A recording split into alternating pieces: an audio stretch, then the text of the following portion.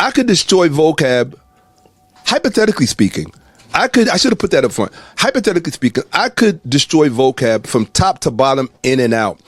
Not from our God. You worship an evil God that claims he created evil in your text. Why you would choose to worship a God that creates evil is on you. Don't put that on us. That is not our fault. That's your fault.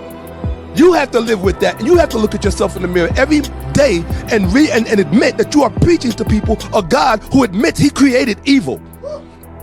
That is your psychological malady. It is not ours. Don't put it off on us. That is your moral, foundational malady. You talk about a moral foundation or a foundation. Your foundation comprises of a God that creates evil. So when you see all of the evil unfolding in this world, this is the poster boy for it. Is that we got a lot of mistakes here.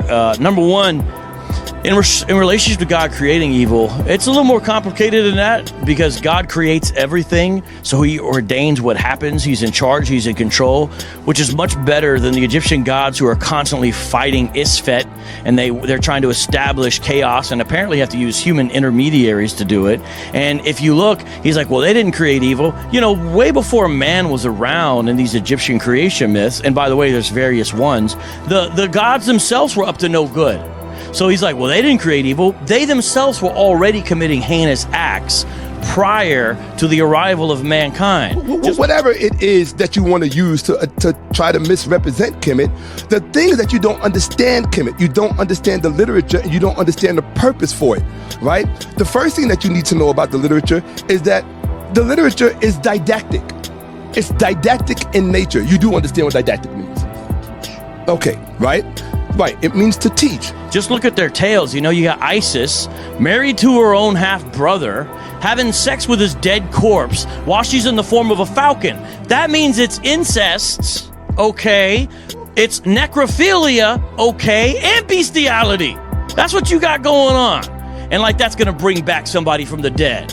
Like, that's gonna bring back somebody from the dead. But that's what's going on over here. So when he talks about, oh, they didn't, it's just, here's the thing.